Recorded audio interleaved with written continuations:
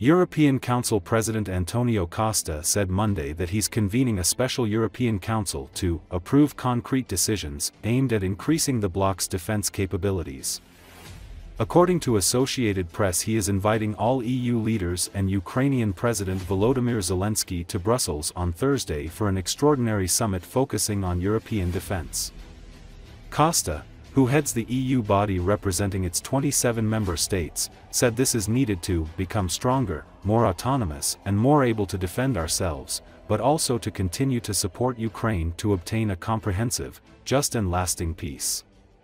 He made the remarks at a news conference with Moldova President Maia Sandu. Costa welcomed the efforts by US President Donald Trump on negotiating an ending to Russia's war with Ukraine, but added that a ceasefire alone would offer Russia more time to come again stronger. We welcome the efforts from President Trump to push Russia for a negotiation, and we are willing to participate in those negotiations to ensure a comprehensive, just and lasting peace in Ukraine. And to ensure European security for all the European countries, he added. Ladies and gentlemen, good morning.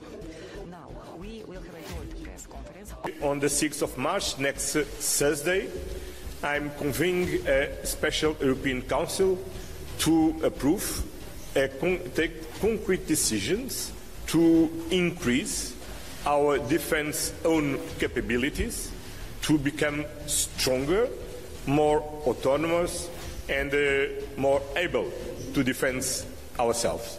But also to continue to support Ukraine to obtain a comprehensive, just and lasting peace. No one more than Ukrainians want peace, and of course we are supporting them to achieve this lasting peace. Peace is not just a ceasefire. We offer Russia more time to come again stronger. What we want is a just and lasting peace.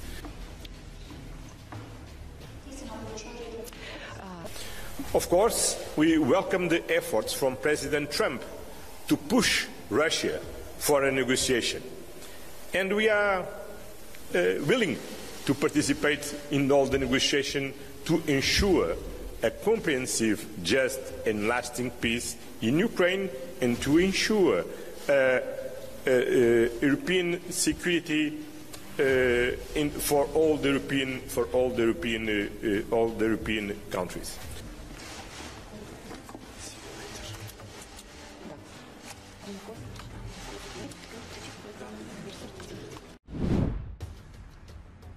Streaking fast over the landscape of northern Ukraine or western Russia, a Ukrainian warplane delivered a literal hammer blow on a Russian outpost in Russia's Bryansk Oblast and showed a way forward for Ukraine as US President Donald Trump aligns the United States with Russian interests. According to Forbes, it is noted that a Ukrainian Air Force jet, either an ex-Soviet MiG or Sukhoi or a recently donated ex-French Dassault Mirage 2000, landed what was reportedly at least one 550-pound Hammer precision glide bomb on a facility belonging to the Russian Federal Security Service, the successor of the old KGB. As a result of the precision strike, on or before Friday, critical enemy military infrastructure was destroyed, including communication systems, signal amplifiers, satellite communication equipment, and other technical assets used for coordinating combat operations, the Ukrainian General Staff reported. This significantly degraded the enemy's ability to command and control forces in the region. Forbes says the daylight raid was clearly part of a wider campaign targeting Russian commanders in Bryansk, a staging area for the Russian and allied forces battling a strong Ukrainian force in neighboring Kursk Oblast. The Ukrainians have recently expanded their 250-square-mile salient in Kursk, putting pressure on the Russian northern grouping of forces to step up their counterattacks. But counterattacks require command and logistics. Both are under strain as Ukraine targets them with manned and unmanned warplanes. The last bombardment was a step in weakening enemy forces and reducing their military potential, the General Staff explained. In another striking display of Ukrainian air power, on or just before Thursday, a robotic aeropract A-22 bomber, presumably flown by the Ukrainian Unmanned Systems Forces, flew low over Bryansk under the cover of darkness and dropped a 550-pound bomb on a Russian installation. A hapless Russian infantryman shot back at the drone, apparently without hitting it. Critically, both recent Ukrainian raids in Bryansk involved European and Ukrainian technology and not American technology. In a catastrophic press conference, Trump and Vice President J.D. Vance berated visiting Ukrainian President Volodymyr Zelenskyy for not being sufficiently grateful for American aid, even though Zelensky has frequently thanked the United States and has even directly singled out Trump for flattery. Ukrainian troops were aghast. "I didn't expect that a number one country will become a freak show," breathed Kriegsforscher, a Ukrainian Marine Corps drone operator who has been fighting in Kursk. But America doesn't have to be involved for Ukraine to continue defending itself. Most of NATO is behind Ukraine. Most of the European Union is too. European weapons and ammunition will continue flowing into Kiev's arsenals.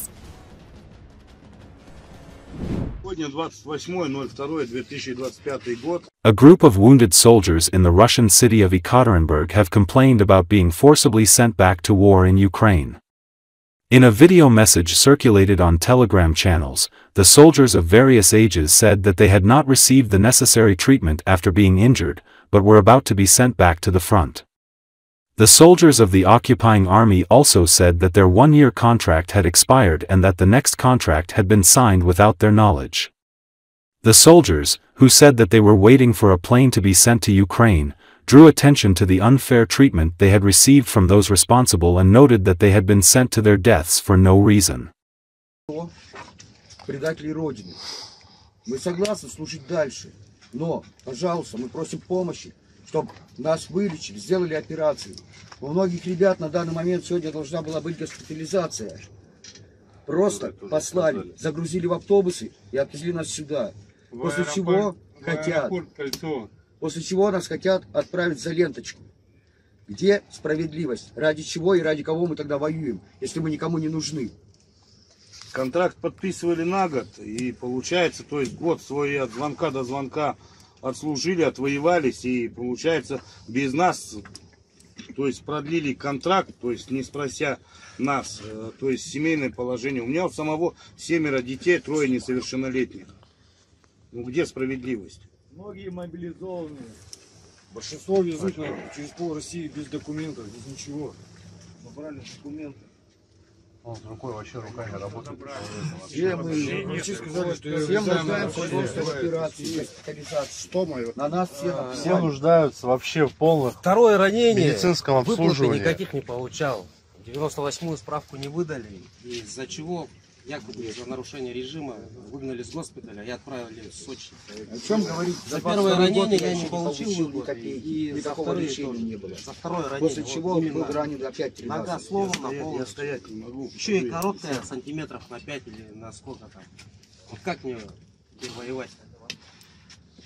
Вот товарища тоже на концерт забрали просто без объяснения причин. Сегодня должен быть в госпитале. 28-е имеется направление на госпитализацию. В чем получил отказ? То же самое. На 28-е было направление в госпиталь. На что тоже получил отказ и был отправлен.